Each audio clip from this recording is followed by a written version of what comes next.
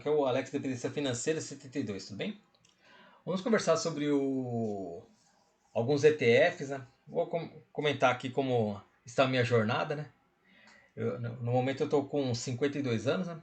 Eu vendi uns imóveis há uns 2 anos atrás e como eu preciso de uma renda recorrente, investi muito em fundo imobiliário e ações que pagam dividendos porque eu preciso dessa renda, né? E fora o trabalho que eu tenho, né? Trabalho como corretor administrando alguns imóveis e também faço algumas vendas de opções, né? Dos ativos que eu tenho, né? Aí com isso eu consigo levantar algum capitalzinho para poder investir em outras áreas. Por isso eu quero começar a investir agora em ETFs de ações americanas, né? Mas se você compra esses ETFs na B3 aqui do Brasil. Então, galera, estou na dúvida, né? Desse QQQI 11 e do SPY 11. O Coin 11 eu já vou comprar, né? Eu dei uma olhada na lâmina, achei interessante, né? É um fundo um fundo novo, né? Mas que achei bem interessante. Vamos dar uma olhada aqui nesse SPY 11 no QQI 11. Aí eu vou tomar uma decisão em qual eu vou investir. Nesse SPY 11, né? O valor está cotado a R$ 110,27, né? Vem entregando um dividend yield anual de 12,89, né?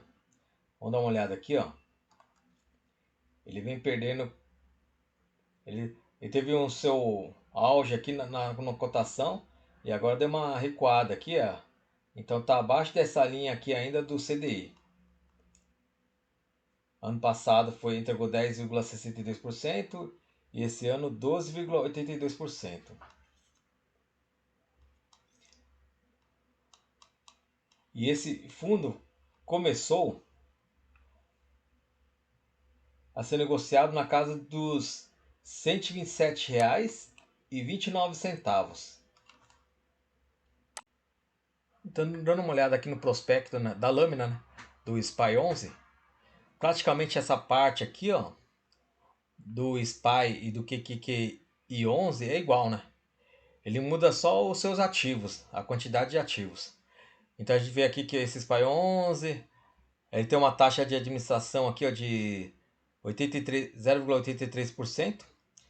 E liquidez, né, D mais 2, né, de dias úteis. E a venda, se você vender com lucro, tem 15% você tem que pagar o DARF no mês subsequente. E os proventos tem uma tributação de 15% que já é na fonte. Você não precisa ficar declarando todo mês também. Esse é um ponto positivo, né? E aqui, a gente pode observar que o SPY visa gerar uma renda mensal investindo em carteira de ações e implementando uma estratégia de opções de compra baseado em dados. Para ter essa renda recorrente mensal, o fundo ele lança venda de call e compra de call para todo mês ter essa renda recorrente, né? Porque todos sabem que essas empresas de tecnologia são ações de crescimento, né? Então não fica pagando altos dividendos, né? Então para gerar essa renda passiva, eles fazem essa operação. Essa primeira aqui, ó, Covered Call, ele reduz a volatilidade, gera renda extra, que é o prêmio que você ganha, né? Para ter o direito de comprar uma ação a determinado valor, né? E limita seus ganhos quando o ativo subsequente sobe mais que o valor de strike. Vou dar um exemplo, né?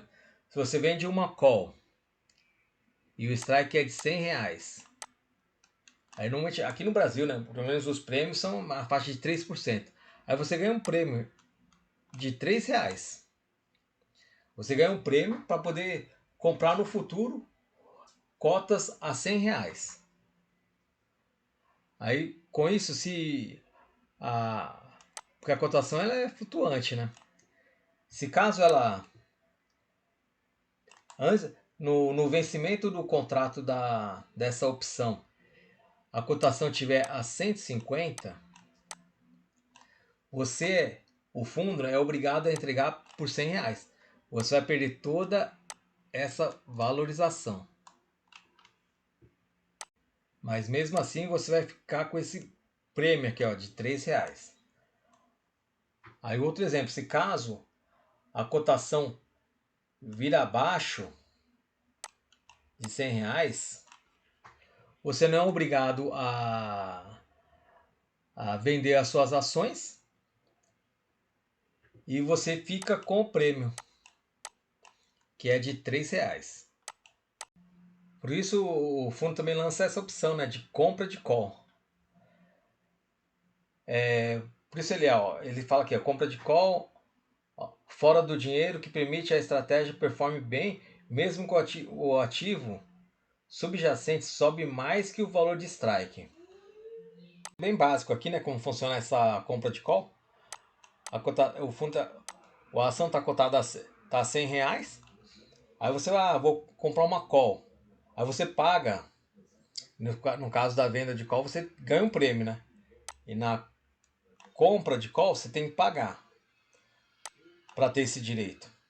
É como se fosse um adiantamento, né? De uma compra. Aí você tem que pagar tipo R$ 3, que é mais ou menos 3%. E o strike dele é de 130. Então, se a cotação cair, as opções ela vira pó. Você perdeu esses R$ 3. Porque você investiu 3 e virou pó, você perdeu esses 3. Mas se caso suba, a cotação começa a valorizar, até chegar aos 130, ele sobe de acordo com a valorização da ação em si. Mas a partir desse momento, ele faz isso aqui, ó, sobe devagarzinho daqui, ele começa a se valorizar bem mais, né? Por isso essa estratégia é bem interessante para você não perder na totalidade essa valorização, né? Por isso eles fazem essas duas estratégias nesse fundo imobiliário. Nesse fundo imobiliário não. A gente fala tanto de fundo imobiliário, né? Nesse ETF, né? Tanto no QQI 11, no SPY 11, eles usam essa estratégia, né, para ter essa renda recorrente. Agora começam as diferenças, né?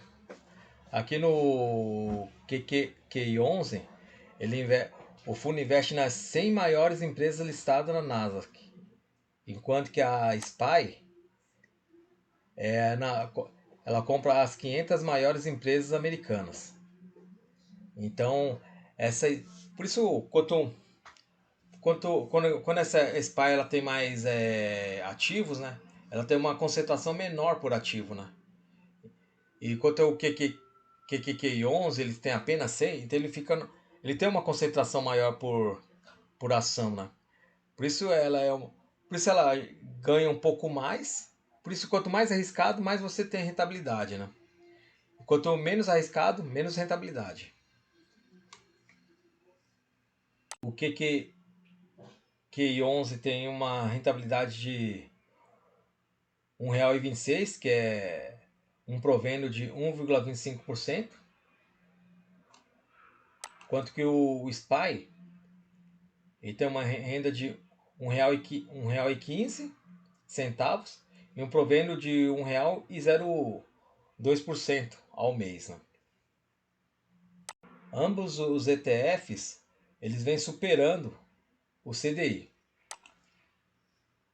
Esse aqui é o QQI 11 e o SPY 11 aqui, ó. A rentabilidade do SPY 11 é impressionante aqui, né? Mesmo no valor só das cotações, ela vem subindo, né? Mas desde 2023, né? Desde novembro de 2023 até maio de 2025, ela subiu bem aqui, ó. Agora, reinvestindo nos seus dividendos, aí teve uma rentabilidade maior. Vamos dar uma olhada aqui no do QQ. E o do QQI 11, ele é mais recente, né? É de junho de 2024, praticamente um ano, né? Maio de 2025. E a partir daqui que me fez decidir em qual investir, né? E dar uma olhada aqui no QQ. Nossa, toda vez QQQQ11, ele tem muita concentração aqui, ó, em tecnologia.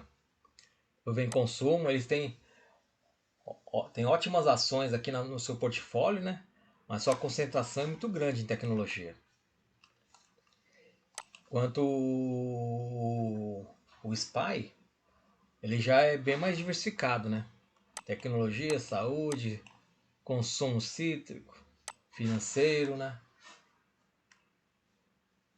E vendo esses dois ETFs, eu resolvi investir no SPY 11 pela sua descentralização em determinados setores aqui, né? Então, ele é um ETF bem diversificado, né? E com isso diminui os seus riscos, né? Porque se você escolher um determinado setor, ele representa mais de 50%. Se tiver um problema no setor de tecnologia, mais da metade vai para o beleléu, né? Então, não é que vai falir todos, né? Mas muita concentração em determinado setor é um risco a mais que você vai levar, né, para o seu ETF, né? Como eu quero sossego, né? Mesmo que ele renda um pouco menos de dividendos, para mim esse aqui é o mais seguro, né? E olha as empresas aqui, o McDonald's, Nvidia, Amazon, Microsoft, Nike, Walt Disney, né? Prudential, que é seguro de vida, Tesla. Então são ótimas empresas, né? Eu quero comprar esse. E eu vou começar a colocar o pé direito, né? Pouco a pouco, bem pouquinho, para começar a fazer a minha carteira agora de ETF. Esse aqui vai ser o primeiro. E o segundo vai ser o Coin 11. Eu vou mostrar para vocês também o prospecto dele. E o Coin 11, ele é um ETF de Bitcoin, que eu acho bem interessante também, né? Como eu não investi diretamente no Bitcoin, eu quero investir indiretamente nele, recebendo a valorização do Bitcoin e ainda recebendo dividendos mensais. Então achei bem interessante. Para eu que preciso dessa renda recorrente, para mim eu acho que essa aqui foi a melhor opção. Está a R$ 92,08, né? Está entregando yield aqui, ó, de 14,55%. Isso que não fechou o ano, né? Porque ele vem entregando aqui, ó, um dividendo bem interessante. Quero dar uma olhada aqui, ó. Isso aqui, ó, é desse ano. E a gente está no meio do ano, já está entregando 14,38%. Então, ele vem entregando mais de 2% ao mês de dividendo. Essa é a lâmina do Coin 11. Ah, isso aqui também tem teve o início em dezembro de 2024, é recente, taxa de administração um pouco maior, 0,98, liquidez D mais 3, tem um DAR. Se você vender o ativo com lucro, tem que pagar 15% de imposto de renda, né? E os proventos é cobrado 15% na fonte, né? Então você não precisa fazer o DARF, ele vai ser retido na fonte, esses 15% de imposto. Aqui ele investe. Bitcoin visa gerar uma renda mensal investindo no Bitcoin e implementando uma estratégia com opções de compra baseada em dados. É aquele que eu mostrei para vocês, né? Eu expliquei para vocês como que funciona a estratégia de opções nesses três ETFs, né? Se você investir nesse ETF de Bitcoin, você não vai se preocupar com risco de mercado, risco de crédito, duração e risco de inflação, né? Então, você está investido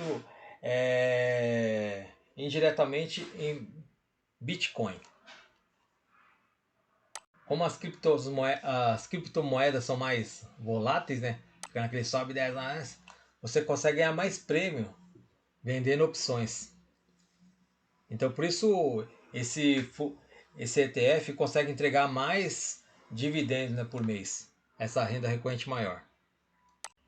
Vem entregando um provendo aqui de R$ 2,27. Um provendo por cota aqui, ó, em porcentagem 2,47%. Um baita provendo aqui, né? Em 12 meses, se somados, porque como o fundo esse ETF ainda é novo, vai rentabilizar quase 30%, né? 29%. E aqui ele vem superando com folga aqui, ó, o CDI, né? O Bitcoin tem uma valorizada, os ETFs ele vem acompanhando também. Bitcoin é estratégia com opções que visa a renda mensal e capturar retornos com alta do mercado, né? Então, isso aqui ele não vai subir as cotações, né? Não vão subir igual a valorização do Bitcoin, né? Porque ele tem essa trava de ganho aí quando ele faz essas opções. Mas o interessante é que ele vai ter essa renda recorrente aí, né? De bem interessante, né? Com a estratégia de opções que eles fazem. Dando uma olhada aqui, ó. Todo começo de mês eles fazem essa operação de opção. Dá uma valorização subidinha, subidinha. Todo começo de mês. Por isso eles conseguem entregar essa renda recorrente. E é isso, galera. Fiz as minhas compras aqui, né? Do SPY 11. O preço médio de 110,41, 9 cotas. E Coin 11, a preço médio de R$ 91,07, 11 cotinhas. Por isso vamos começar de leve, né? É o meu primeiro aporte nesses dois ETFs, né? Toda vez eu vou comprar cotas desse fundo, né? Mas só que, como eu falei, né? A gente nunca vamos entrar num desconhecido, mas pessoal, a gente vê muitos comentários, né? De uma vez só, né?